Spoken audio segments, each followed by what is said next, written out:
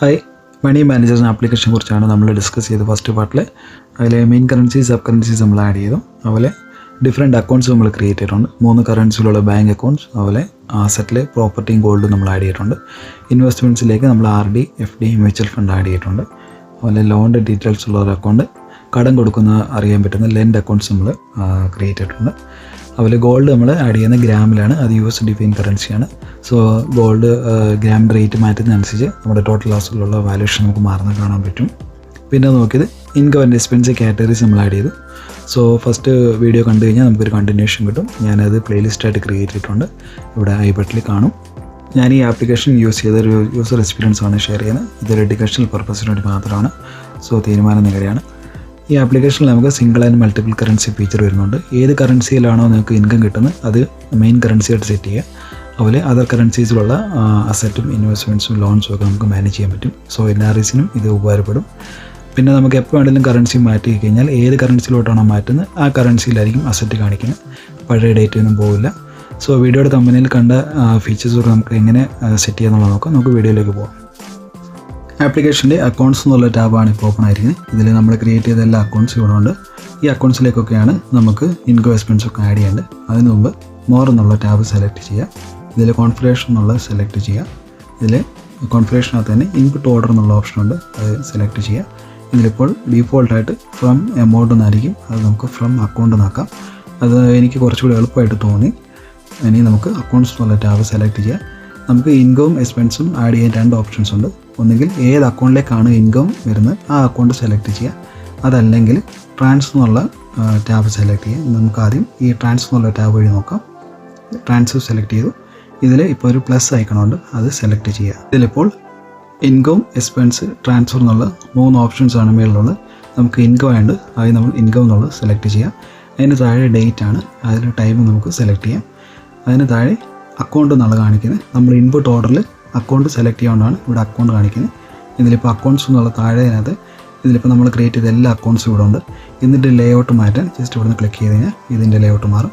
ഇനി നമുക്ക് ഏത് അക്കൗണ്ടിലേക്കാണ് ഇൻകം ആഡ് ചെയ്യുന്നത് നോക്കാം. ഇവിടെ നമ്മൾ ബാങ്ക് അക്കൗണ്ട്സിൽ നമ്മൾ 3 കറൻസിയുള്ള അക്കൗണ്ട് ആഡ് ചെയ്തിട്ടുണ്ട്. DH എന്നുള്ളത് ഡീഫോൾട്ട് കറൻസി ദ്രഹമാണ്. നമുക്ക് അതിലൊരു എക്സാമ്പിൾ നോക്കാം. ഞാൻ ഇപ്പോൾ ഈ അക്കൗണ്ട് ക്രിയേറ്റ് ചെയ്യാണ്. ഇനി നെക്സ്റ്റ് ചോദിക്കുന്നത് കാറ്റഗറിയാണ്. നമുക്ക് ആദ്യം സാലറി എന്നുള്ള ജസ്റ്റ് ഒന്ന് ഇവിടെ നിന്ന് ക്ലിക്ക് ചെയ്ത് കഴിഞ്ഞാൽ ഇതിനകത്ത് over time, incentive, bonus, allowance ഉള്ള സബ് കാറ്റഗറീസ് ആണ്. അപ്പോൾ നമുക്ക് ആദ്യം സാലറി എന്നുള്ള ജസ്റ്റ് ഒന്ന് ക്ലിക്ക് ചെയ്യുക. ഇനി നമ്മൾ ഒരു എമൗണ്ട് ടൈപ്പ് ചെയ്യുക. ഒരു എമൗണ്ട് കൊടുത്തിട്ടുണ്ട്. ഇനി നമുക്ക് ഒരു നോട്ട് വേണേൽ നമുക്ക് ആഡ് ചെയ്യാം. ഇനി നമുക്ക് സേവ് എന്നുള്ള ഓപ്ഷൻ കൊടുക്കാം. ട്രാൻസ്ഫർ എന്നുള്ള ടാബാണ് ഓപ്പൺ ആയിരിക്കുന്നത്. ഇതിൽ എല്ലാ അക്കൗണ്ടിൻ്റെ ട്രാൻസാക്ഷൻസും ഇതിനകത്ത് കാണിക്കും. നമുക്ക് അക്കൗണ്ട്സ് എന്നുള്ള ടാബ് ഒന്ന് സെലക്ട് ചെയ്യാം. ഇതിൽ ബാങ്ക് അക്കൗണ്ട്സ് എന്നുള്ളതിനകത്ത് DH അക്കൗണ്ട് അതിനാണ് ഇൻകം വന്നിരിക്കുന്നത്. അത് ഡീഫോൾട്ട് കറൻസിയാണ്. അത് ജസ്റ്റ് ഒന്ന് ക്ലിക്ക് ചെയ്യാം. ഇതിൽ ഇപ്പോൾ നമ്മൾ അക്കൗണ്ട് ക്രിയേറ്റ് ചെയ്ത ദിവസമുള്ള ബാലൻസ് ആണ് 7,000 കാണിക്കുന്നത്. ഡിസംബർ 2-ന് 6,000 ഇൻകമായിട്ട് സാലറി ആയിട്ട് വന്നു. നമുക്കിനി ഈ ഓവർ ടൈം കൂടി ഇതിനൂടെ ആഡ് ചെയ്യണമെന്നുണ്ടെങ്കിൽ നമ്മൾ ജസ്റ്റ് പ്ലസ് എന്നുള്ള ഐക്കൺ സെലക്ട് ചെയ്യുക. ഇതിൽ ഇൻകം ആയതുകൊണ്ട് ഇൻകം എന്നുള്ളത് സെലക്ട് ചെയ്യുക. നമ്മൾ അക്കൗണ്ട് ക്രിയേറ്റ് സെലക്ട് ചെയ്തുകൊണ്ടാണ് അക്കൗണ്ട് എന്നുള്ളിടത്ത് DH അക്കൗണ്ട് കാണിക്കുന്നത്. ഇനി നമുക്ക് ഏത് കാറ്റഗറി ആണെന്നുള്ളത് ഇവിടെ ജസ്റ്റ് കാറ്റഗറി എന്നുള്ളത് കാണിക്കുന്നുണ്ട്. ഇവിടെ മെയിൻ കാറ്റഗറി സാലറിയാണ്. നമുക്ക് ഓവർ ടൈം വേണ്ട സാലറിക്കകത്താണ് over time sub category add ആയിരിക്കുന്നത്. നമ്മൾ ജസ്റ്റ് സാലറി എന്നുള്ള ജസ്റ്റ് ഇങ്ങനെ ക്ലിക്ക് ചെയ്യുക. ഇതിൽ ഓവർ ടൈം എന്നുള്ളത് സെലക്ട് ചെയ്യുക. ഇനി ഓവർ ടൈമിൻ്റെ എമൗണ്ട് എൻ്റർ ചെയ്യുക. ഒരു എക്സാമ്പിളായിട്ട് ഞാൻ ഇവിടെ ഒരു എമൗണ്ട് എൻ്റർ ചെയ്തിട്ടുണ്ട്. നമുക്ക് ഇവിടെ എന്തെങ്കിലും നോട്ട് കൊടുക്കണമെന്നുണ്ടെങ്കിൽ ഒരു നോട്ട് കൊടുക്കാം. ഇനി സേവ് എന്നുള്ള ഓപ്ഷൻ കൊടുത്തു കഴിഞ്ഞാൽ ഇതിൽ DH അക്കൗണ്ടിൻ്റെ സ്റ്റേറ്റ്മെൻ്റ് ആണ്. അതിനകത്ത് 2-ാം തീയതി സാലറി വന്നിട്ടുണ്ട്, ഓവർ ടൈം എന്നുള്ളത് കാണിക്കുന്നുണ്ട്. വീണ്ടും നമ്മൾ ട്രാൻസ്ഫർ ഉള്ളതിനകത്ത് കാണിച്ചു കഴിഞ്ഞാൽ അതിനകത്തും കാണിക്കും. നെക്സ്റ്റ് നമുക്ക് INR അക്കൗണ്ടിലേക്ക് ഇൻകം വരുന്നത് എങ്ങനെയാണെന്ന് നോക്കാം. അത് ഇന്ത്യൻ റുപ്പിയാണ് കറൻസി. നമുക്ക് ഒന്നുകിൽ ആ അക്കൗണ്ട് സെലക്ട് ചെയ്യുക, അല്ലെങ്കിൽ ട്രാൻസ്ഫർ എന്നുള്ള ടാബിനകത്ത് സെലക്ട് ചെയ്യുക. ഞാനിപ്പോൾ ഈ അക്കൗണ്ട് സെലക്ട് ചെയ്തിരിക്കുകയാണ്. ഇതിൽ നിന്നുള്ള പ്ലസ് എന്നുള്ള ഐക്കൺ സെലക്ട് ചെയ്യുക. ഇതിൽ ഇൻകം ആൻഡ് ഇൻകം എന്നുള്ളത് സെലക്ട് ചെയ്യുക. ഡേറ്റും ടൈമുമാണ് കൊടുത്തിരിക്കുന്നത്. ഇതിൽ അക്കൗണ്ട് എന്നുള്ളത് നമ്മൾ INR അക്കൗണ്ട് സെലക്ട് ചെയ്തുകൊണ്ടാണ് അവിടെ അക്കൗണ്ട് എന്ന് കാണിക്കുന്നത്. ഇനി കാറ്റഗറി ഏതാണെന്നുള്ളത് നോക്കുക. നിങ്ങൾക്ക് ഇതിനകത്തൂടെ തന്നെ പുതിയൊരു കാറ്റഗറി ആഡ് ചെയ്യാൻ പറ്റും. അതിനുവേണ്ടി ഇവിടെ പെൻസിൽ എന്നുള്ള ഓപ്ഷനുണ്ട്, അത് ജസ്റ്റ് ഒന്ന് സെലക്ട് ചെയ്യുക. ഇതിൽ ഇൻകം കാറ്റഗറി എന്നുള്ള ഒരു പ്ലസ് ഐക്കണുണ്ട്, അത് ജസ്റ്റ് ഒന്ന് ക്ലിക്ക് ചെയ്യുക. ഇതിൽ നമുക്കൊരു പേര് കൊടുക്കാം. ഇതിലൊരു പേര് കൊടുത്തിട്ടുണ്ട്, സേവ് എന്നുള്ള ഓപ്ഷൻ കൊടുക്കുക. അതിനകത്ത് തന്നെ വേറെ സബ് കാറ്റഗറീസ് നമുക്ക് ആഡ് ചെയ്യണമെന്നുണ്ടെങ്കിൽ ഇത് വീണ്ടും ഇതൊന്ന് സെലക്ട് ചെയ്യുക. 2 ലിങ്കും സെലക്ട് ചെയ്യും. അതിനകത്ത് തന്നെ പ്ലസ് എന്നുള്ള ഐക്കൺ സെലക്ട്. ഞാനിപ്പോൾ അതൊന്ന് കാണിക്കാം. ഇതിൽ ഒരു സബ് കാറ്റഗറി നമുക്ക് ആഡ് ചെയ്യാം. അതിന് വേണ്ടി ഒരു പേര് കൊടുക്കാം. ഇതിലൊരു പേര് കൊടുത്തിട്ടുണ്ട്. സേവ് എന്നുള്ള ഓപ്ഷൻ കൊടുക്കുക. വീണ്ടും ആഡ് ചെയ്യുകയാണെന്നുണ്ടെങ്കിൽ പ്ലസ് എന്നുള്ള ഐക്കൺ എടുക്കുക, ഒരു പേര് കൂടെ കൊടുക്കുക, സേവ് എന്നുള്ള ഓപ്ഷൻ കൊടുക്കുക. വീണ്ടും നമ്മൾ ബാക്കിലോട്ട് പോവുക. ഇതിൽ നമ്മളിപ്പോൾ പുതിയതായിട്ട് ആഡ് ചെയ്ത കാറ്റഗറിയാണ് താഴെ വന്നിരിക്കുന്നത്. അതിൽ റെൻ്റൽ ഇൻകം എന്നുള്ള ജസ്റ്റ് ഒന്ന് ക്ലിക്ക് ചെയ്യുക. ഇതിൽ ഏത് കാറ്റഗറിയാണ് നമ്മൾ ചോദിക്കുന്നത്. ഞാനിപ്പോൾ ആദ്യം ഇവിടെ എക്സാമ്പിളായിട്ട് കൊമേഴ്ഷ്യൽ ബിൽഡിംഗ് എന്നുള്ള ഓപ്ഷൻ എടുക്കുകയാണ്.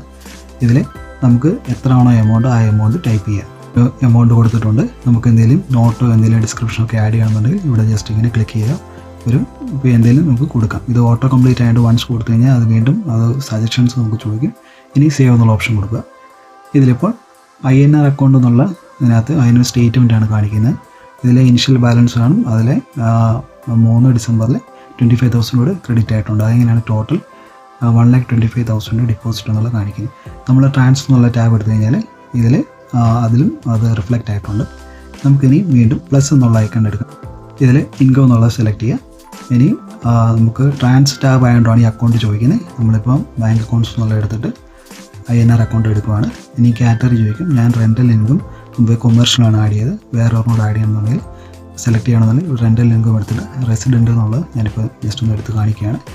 ഇനി എമൗണ്ട് നമുക്ക് ടൈപ്പ് ചെയ്യാം. എമൗണ്ട് ഇവിടെ ടൈപ്പ് ചെയ്തിട്ടുണ്ട്.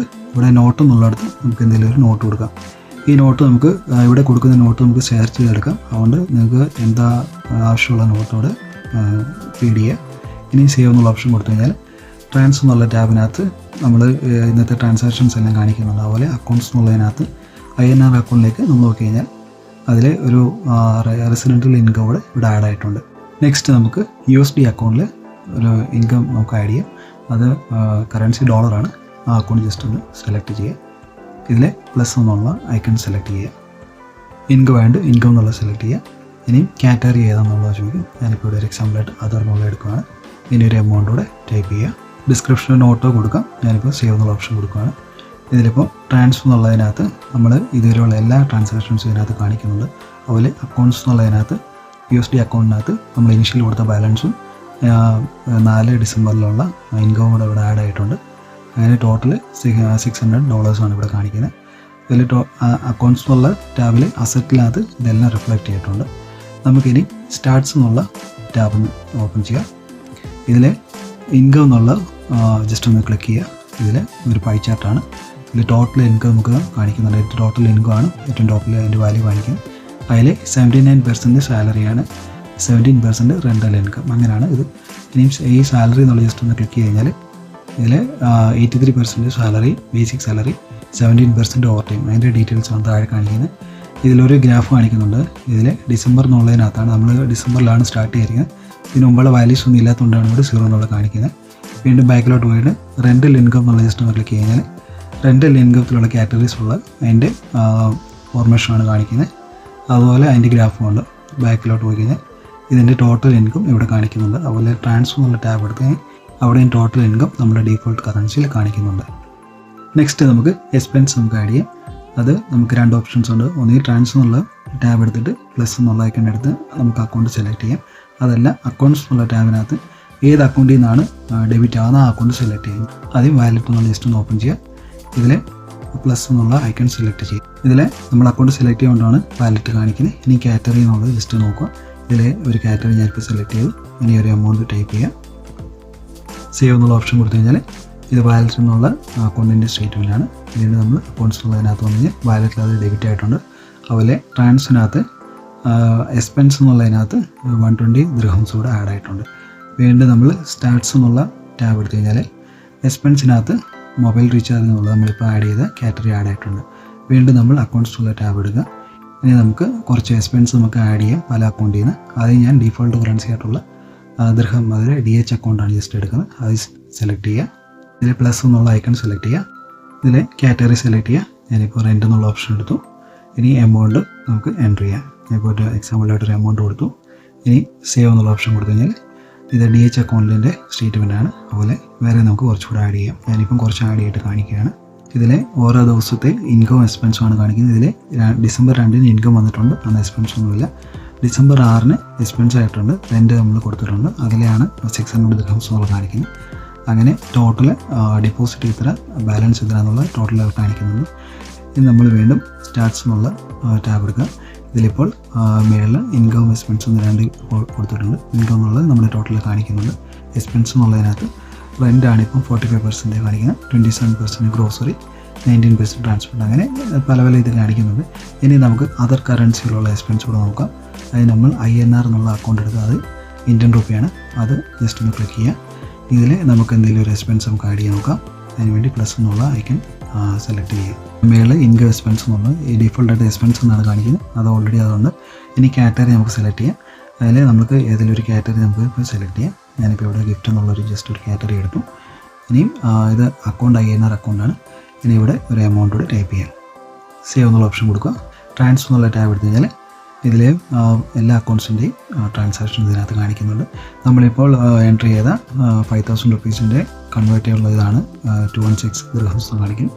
അത് നമ്മൾ സ്റ്റാർട്ട്സ് എന്നുള്ളതിനകത്ത് അതും റിഫ്ലക്റ്റ് ആയിട്ടുണ്ട്. അത് 14% നമ്മളിപ്പോൾ എക്സ്പെൻസ് കാണിക്കുന്നു. ഇങ്ങനെയാണ് നമ്മൾ പല കറൻസിയിലുള്ള എക്സ്പെൻസ് നമുക്കിത് ആഡ് ചെയ്യുന്നത്. നമുക്ക് 2-3 എക്സ്പെൻസ് കൂടെ നമുക്കൊന്ന് ആഡ് ചെയ്യാൻ നോക്കാം. ഇതിൽ മണി ട്രാൻസ്ഫർ എന്നുള്ള ഞാനൊരു എക്സ്പെൻസ് ആഡ് ചെയ്തിട്ടുണ്ട്. ജസ്റ്റ് ഇവിടെ ക്ലിക്ക് ചെയ്യുക. നമുക്കൊരു എമൗണ്ട് കൂടെ ടൈപ്പ് ചെയ്യാം. ഇതിന് സേവ് എന്നുള്ള ഓപ്ഷൻ കൊടുത്തു കഴിഞ്ഞാൽ INR അക്കൗണ്ടിൽ നിന്ന് 25,000 ഡെബിറ്റ് ആയിട്ടുണ്ട്. അത് മണി ട്രാൻസ്ഫർ എന്നുള്ള എക്സ്പെൻസ് ആണ്. അതിൽ നമ്മൾ സ്റ്റാർട്ട്സ് എന്നുള്ളതിനകത്ത് മണി ട്രാൻസ്ഫർ ആണ് ഇപ്പോൾ ഏറ്റവും കൂടുതലുള്ള 41% ആണ്. അതുപോലെ ട്രാൻസ്ഫർ എന്നുള്ള ടാബിനകത്ത് അത് റിഫ്ലക്റ്റ് ആവും.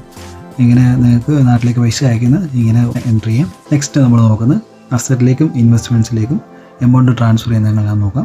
അതിലാദ്യം നമ്മൾ അസറ്റിലേക്കും ഇൻവെസ്റ്റ്മെൻറ്റ്സിലേക്കും കറൻസികൾ ഏതാണെന്ന് നോക്കുക. ഇപ്പോൾ ഇവിടെ ഇൻവെസ്റ്റ്മെൻറ്റ്സിനകത്ത് ബാങ്ക് RD എന്നുള്ളത് ഇന്ത്യൻ റുപ്പിയാണ്. അതുപോലെ ഒരു USD ഡെപ്പോസിറ്റ് എന്നുള്ളത് ഡോളറാണ്. നമുക്ക് ഈ ബാങ്ക് RDയിലേക്കും മ്യൂച്വൽ ഫണ്ടിലേക്കും നമ്മളൊരു എമൗണ്ട് ട്രാൻസ്ഫർ ചെയ്യുന്നത് എങ്ങനെയാണെന്ന് നോക്കാം. അതിനുവേണ്ടി നമ്മളിപ്പം ഇന്ത്യൻ കറൻസിയിലുള്ള അക്കൗണ്ട് INR അക്കൗണ്ട് എന്നാണ് ജസ്റ്റ് ഒന്ന് സെലക്ട് ചെയ്യുക. ഇതിൽ പ്ലസ് എന്നുള്ള ഐക്കൺ സെലക്ട് ചെയ്യുക. അതിൽ 3 ഓപ്ഷൻസ് ഉണ്ട്. അതിൽ ട്രാൻസ്ഫറാണ് നമ്മൾ ചെയ്യുന്നത്. അപ്പോൾ ട്രാൻസ്ഫർ എന്നുള്ള ഓപ്ഷൻ എടുക്കുക. അതിന് എങ്ങോട്ടാണ് ട്രാൻസ്ഫർ എന്നുള്ള 2 എന്നുള്ള ഓപ്ഷൻ ഉണ്ട്. അത് നമ്മളിവിടെ ഇൻവെസ്റ്റ്മെൻറ്റ്സ് ആണ്. അതിൽ ബാങ്ക് RD എന്നുള്ള ഓപ്ഷനാണ് നമ്മൾ സെലക്ട് ചെയ്യണം. അത് സെലക്ട് ചെയ്യുക. ഇനി നമുക്ക് എമൗണ്ടോട് ടൈപ്പ് ചെയ്യാം. എന്തെങ്കിലും ഡിസ്ക്രിപ്ഷൻ നോട്ടോ വേണമെങ്കിൽ കൊടുക്കാം. ഞാനിവിടെ സേവ് എന്നുള്ള ഓപ്ഷൻ കൊടുക്കാം. ഇതിപ്പോൾ INR അക്കൗണ്ടിൽ നിന്ന് 5,000 ഡെബിറ്റ് ആയിട്ടുണ്ട്. അതുപോലെ തന്നെ നമ്മുടെ ഇൻവെസ്റ്റ്മെൻറ്റ്സ് എന്നുള്ളതിനകത്ത് ബാങ്ക് RDയിൽ 5,000 ക്രെഡിറ്റ് ആയിട്ടുണ്ട്. അതിൻ്റെ ഇക്വലൻ്റ് ആയിട്ടുള്ള ഡിഫോൾട്ട് കറൻസിയാണ് ഇവിടെ ഇൻവെസ്റ്റ്മെൻറ്റ്സ് എന്നുള്ളത് ടോട്ടൽ കാണിക്കുന്നത്. ഇനി നമുക്ക് മ്യൂച്വൽ ഫണ്ടിലേക്ക് ഇതുപോലെ എമൗണ്ട് ട്രാൻസ്ഫർ ചെയ്യുന്നത് നോക്കാം. അതിനുവേണ്ടി വീണ്ടും INR അക്കൗണ്ട് എന്നുള്ള എടുക്കുക. പ്ലസ് എന്നുള്ള ഐക്കൺ സെലക്ട് ചെയ്യുക. ട്രാൻസ്ഫർ എന്നുള്ള ഓപ്ഷൻ സെലക്ട് ചെയ്യുക. 2 എങ്ങോട്ടാണ് നമ്മൾ നോക്കുന്നത്. ഇതിൽ അക്കൗണ്ടിൻ്റെ ലിസ്റ്റ് ഉണ്ട്. നമ്മൾ ഇൻവെസ്റ്റ്മെൻറ്റ്സ് എന്നുള്ള മെയിൻ കാറ്റഗറിക്ക് അത് മ്യൂച്വൽ ഫണ്ടിലേക്കാണ് നമ്മൾ എമൗണ്ട് ട്രാൻസ്ഫർ ചെയ്യുന്നത്. അത് സെലക്ട് ചെയ്യുക. അതിൽ ഒരു എമൗണ്ട് എൻ്റർ ചെയ്യുക. ഇപ്പോൾ ഒരു എമൗണ്ട് എൻ്റർ ചെയ്തിട്ടുണ്ട്. ഇനി സേവ് എന്നുള്ള ഓപ്ഷൻ കൊടുത്തു കഴിഞ്ഞാൽ INR അക്കൗണ്ടിൽ നിന്ന് 10,000 മ്യൂച്വൽ ഫണ്ടിലേക്ക് ട്രാൻസ്ഫർ ചെയ്തിട്ടുണ്ട്. നമ്മൾ അക്കൗണ്ട്സ് എന്നുള്ള ടാബ് എടുക്കുമ്പോൾ ഇതിൽ ഇൻവെസ്റ്റ്മെൻറ്റ്സിനകത്ത് മ്യൂച്വൽ ഫണ്ടിലേക്ക് അത് ക്രെഡിറ്റ് ആയിട്ടുണ്ട്. നമ്മൾ ഇനി സ്റ്റാർട്ട്സ് എന്നുള്ള എടുത്താൽ സ്റ്റാറ്റിറ്റിക്സ് ആണ്. ഇതിനകത്ത് നമ്മൾ മ്യൂച്വൽ ഫണ്ടിലേക്കും RDയിലേക്കും ട്രാൻസ്ഫർ ചെയ്ത് ഇതിനകത്ത് കാണിച്ചിട്ടില്ല. അത് നിങ്ങൾക്ക് എക്സ്പെൻസ് ആയിട്ട് കാണിക്കണം എന്നുണ്ടെങ്കിൽ അതിന് മോർ എന്നുള്ള ഓപ്ഷൻ സെലക്ട് ചെയ്യുക. ഇതിൽ അക്കൗണ്ട്സ് എന്നുള്ള ഓപ്ഷൻ ഉണ്ട്. അത് സെലക്ട് ചെയ്യുക. ഇതിൽ ട്രാൻസ്ഫർ എക്സ്പെൻസ് സെറ്റിംഗ് എന്നുള്ള ഓപ്ഷൻ ഉണ്ട്. അത് സെലക്ട് ചെയ്യുക. ഇതിൽ നമ്മൾ ക്രിയേറ്റ് ചെയ്ത എല്ലാ അക്കൗണ്ടും ഇവിടെ വരുന്നുണ്ട്. ഇതാണ് ഉദ്ദേശിക്കുന്നത്. ഇത് സെലക്ട് കഴിഞ്ഞാൽ ഈ അക്കൗണ്ടിലേക്ക് എമൗണ്ട് ട്രാൻസ്ഫർ ചെയ്യുന്നത് അത് എക്സ്പെൻസ് ആയിട്ട് കാൽക്കുലേറ്റ് ചെയ്യും. ഇപ്പോൾ ഞാനിവിടെ എക്സാമ്പിളായിട്ട് ബാങ്ക് RD മ്യൂച്വൽ ഫണ്ടും സെലക്ട് ചെയ്യുമ്പോൾ വീണ്ടും നമ്മൾ സ്റ്റാർട്ട്സ് എന്നുള്ള എടുത്തു കഴിഞ്ഞാൽ ഇൻവെസ്റ്റ്മെൻറ്റ്സിലേക്ക് 20% നമ്മൾ എക്സ്പെൻസിൻ്റെ 20% ഇൻവെസ്റ്റ്മെൻറ്റ്സിലേക്കാണ് പോയിരിക്കുന്നത്. അത് ജസ്റ്റ് സെലക്ട് കഴിഞ്ഞാൽ ഏതൊക്കെ അതിൻ്റെ ഡീറ്റെയിൽസ് കാണിക്കും. അതിൽ മ്യൂച്വൽ ഫണ്ടിലേക്ക് 67%, ബാങ്ക് RDയിലേക്ക് 33%. അതിൻ്റെ ഡീറ്റെയിൽസാണ് താഴെ കാണിക്കുന്നത്. ഇങ്ങനെയാണ് നമ്മൾ എമൗണ്ട് ട്രാൻസ്ഫർ ചെയ്യുന്നത്. നമുക്ക് എക്സ്പെൻസ് ആയിട്ട് ഇവിടെ അറിയാൻ പറ്റുന്നത്. ഡിഫോൾട്ടായിട്ട് അത് കാണിക്കില്ല. നമ്മൾ ആ ട്രാൻസ്ഫർ എക്സ്പെൻസ് സെറ്റിംഗ് ഇനേബിൾ ചെയ്താലേ കാണിക്കുകയുള്ളൂ. നെക്സ്റ്റ് നമ്മൾ നോക്കുന്നത് അസറ്റിൽ ഗോൾഡിലേക്ക് എമൗണ്ട് എങ്ങനെ ട്രാൻസ്ഫർ ചെയ്യുന്നത്. നമ്മളത് ഗ്രാമിലാണ് നമ്മൾ എൻട്രി ചെയ്ത്. നമ്മൾ ഫസ്റ്റ് പാർട്ടിൽ USD കറൻസി നമ്മൾ സെറ്റ് ചെയ്തിരിക്കുന്നത് ഗ്രാമിലാണ്. അപ്പോൾ നമ്മൾ DH അക്കൗണ്ട് എന്നുള്ള സെലക്ട് ചെയ്യുക. ഡിഫോൾട്ട് അക്കൗണ്ടാണ് നമ്മൾ എടുക്കേണ്ടത്. അതിലെ പ്ലസ് എന്നുള്ള ഐക്കൺ സെലക്ട് ചെയ്യുക. ഇതിലെ ട്രാൻസ്ഫർ എന്നുള്ള ഓപ്ഷൻ സെലക്ട് ചെയ്യുക. ഇതിൽ 2 എന്നുള്ളത് എടുത്ത് നമ്മൾ അസറ്റിൽ ഗോൾഡിലാണ്. അപ്പോൾ ഗോൾഡ് എന്നുള്ളത് സെലക്ട് ചെയ്യുക. ഇനി എമൗണ്ട് എന്നുള്ളത് ഇവിടെ ജസ്റ്റ് ഇങ്ങനെ കാണിക്കുമ്പോൾ ഡിഫോൾട്ട് കറൻസി ആയിട്ടുള്ള DH ദിർഹം കാണിക്കുന്നുണ്ട്. അതുപോലെ തന്നെ റുപ്പി കാണിക്കുന്നുണ്ട്, USD ഉണ്ട്, അതുപോലെ ഗ്രാമുണ്ട്. നമ്മൾ ഗോൾഡ് ആയിട്ട് നമ്മൾ USD കറൻസി ഗ്രാമാണ് നമ്മൾ ഓൾറെഡി എൻട്രി ആയിട്ടുണ്ട് ഫസ്റ്റ് വീഡിയോയിൽ. അത് സെലക്ട് ചെയ്യുക. ഇനി നിങ്ങൾ എത്ര ഗ്രാം ഗോൾഡാണ് മേടിക്കാൻ ഉദ്ദേശിക്കുന്നത് അത് ആ ഗ്രാമായിട്ട് തന്നെ നമുക്കിവിടെ എൻ്റർ ചെയ്യാം. ഞാനിവിടെ ഒരു എക്സാമ്പിളായിട്ട് ഒരു 10 ഗ്രാം നമ്മൾ എൻ്റർ ചെയ്യാണ്. അപ്പോൾ 10 ഗ്രാം ഗോൾഡിന് ഡിഫോൾട്ട് കറൻസിയിൽ നമ്മൾ എത്രയാണോ എമൗണ്ട് സെറ്റ് ചെയ്ത് നമ്മൾ ഫസ്റ്റ് വീഡിയോയിൽ അത് കാണിച്ചിട്ടുണ്ട്. ആ എമൗണ്ട് നമ്മുടെ ഈ DH അക്കൗണ്ടിൽ നിന്ന് കട്ടാവും. വീണ്ടും നമ്മൾ അക്കൗണ്ട്സ് എന്നുള്ള ടാബ് എടുക്കുക. ഇതിൽ ഗോൾഡ് എന്നുള്ള ജസ്റ്റ് ഒന്ന് ക്ലിക്ക് ചെയ്ത് കഴിഞ്ഞാൽ നമ്മൾ ആദ്യം ഇനിഷ്യലി 20 ഗ്രാം ആയിരുന്നു, അതുകൊണ്ട് ഇപ്പം ഒരു 10 ഗ്രാം കൂടെ ആഡ് ആയിട്ടുണ്ട്. 30 ഗ്രാംസ് ബാലൻസ് കാണിക്കുന്നുണ്ട്. അതുപോലെ തന്നെ DH അക്കൗണ്ടിൽ അത് ഡെബിറ്റ് ആയിട്ടുണ്ട്, ആ എമൗണ്ട് ഡെബിറ്റ് ആയിട്ടുണ്ട്. ഇതിൽ സ്റ്റാർട്ട്സ് എന്നുള്ളതിനകത്ത് ഇത് കാണിക്കില്ല. നിങ്ങൾക്കത് എക്സ്പെൻസ് ആയിട്ട് കാൽക്കുലേറ്റ് ചെയ്യണമെന്നുണ്ടെങ്കിൽ മോർ എന്നുള്ള ഓപ്ഷൻ എടുക്കുക, അക്കൗണ്ട്സ് എന്നുള്ള എടുക്കുക, ട്രാൻസ്ഫർ എക്സ്പെൻസ് സെറ്റിംഗ് എന്നുള്ളതിനകത്ത് ഗോൾഡ് എന്നുള്ള സെലക്ട് കഴിഞ്ഞാൽ വീണ്ടും സ്റ്റാർട്ട്സ് എന്നുള്ളതിനെടുത്ത് ഇതിലിപ്പം അസറ്റിലേക്കാണ് 47% നമ്മൾ ഓവറോൾ എക്സ്പെൻസ് പോയിരിക്കുന്നത്. ഇതിപ്പോൾ നമ്മുടെ അസറ്റിൽ ട്രാൻസ്ഫർ ചെയ്ത എമൗണ്ട് എക്സ്പെൻസ് ആയിട്ട് ഇവിടെ കാൽക്കുലേറ്റ് ചെയ്തിട്ടുണ്ട്. നോർമലി ട്രാൻസ്ഫർ ചെയ്യുന്ന എമൗണ്ട്സ് ഒന്നും എക്സ്പെൻസ് ആയിട്ട് കാൽക്കുലേറ്റ് ചെയ്യില്ല. ട്രാൻസ്ഫർ എക്സ്പെൻസ് സെറ്റിംഗ് എനേബിൾ ചെയ്താൽ മാത്രമേ എക്സ്പെൻസ് ആയിട്ട് അത് കാൽക്കുലേറ്റ് ചെയ്യുള്ളൂ. വീഡിയോ ലെങ്തി ആയിട്ടുണ്ട്, സോ നമുക്ക് ഒരു പാർട്ട് കൂടെ ചെയ്യേണ്ടി വരും. നെക്സ്റ്റ് പാർട്ടിൽ നമുക്ക് ലോൺ അക്കൗണ്ടും EMI എങ്ങനെ സെറ്റ് ചെയ്യുന്നുള്ളത് നോക്കാം. അതുപോലെ നമ്മൾ കടം കൊടുക്കുന്ന ഡീറ്റെയിൽസ് അറിയുന്ന ലെൻഡ് അക്കൗണ്ട് ഉണ്ട്, അത് നമുക്ക് എങ്ങനെയാണെന്ന് നോക്കാം. ക്രെഡിറ്റ് കാർഡ് ഡീറ്റെയിൽസ് എൻ്റർ ചെയ്യാനുണ്ട്, അത് ഡിഫറെൻറ്റ് കറൻസീസിലുള്ളതാണ്. മണി ട്രാൻസ്ഫർ എന്നുള്ള ഓപ്ഷൻ ഉണ്ട്, അത് ഒരു കറൻസിയിൽ വേറെ കറൻസിയിലേക്ക് ചെയ്യുന്നത്, അത് നമുക്ക് കറൻസി റേറ്റൊക്കെ സെറ്റ് ചെയ്യുന്നുള്ളത് നോക്കാം. പിന്നെ ഈ ആപ്ലിക്കേഷനിൽ നമുക്ക് ബഡ്ജറ്റ് സെറ്റ് ചെയ്യാനുണ്ട്, അത് നമുക്ക് നോക്കാം. റിപ്പീറ്റ് സെറ്റിങ്ങും ഇൻസ്റ്റാൾമെൻറ്റ്സ് ആണ് വേറെ ഓപ്ഷനുള്ളത്, അതിനെക്കുറിച്ച് നമുക്ക് കൂടുതലായിട്ട് സ്റ്റഡി ചെയ്യാം. സോ വീഡിയോ ഇഷ്ടപ്പെട്ടാൽ ലൈക്ക് ചെയ്യുക, ചാനൽ സപ്പോർട്ട് ചെയ്യുക. Thanks for watching.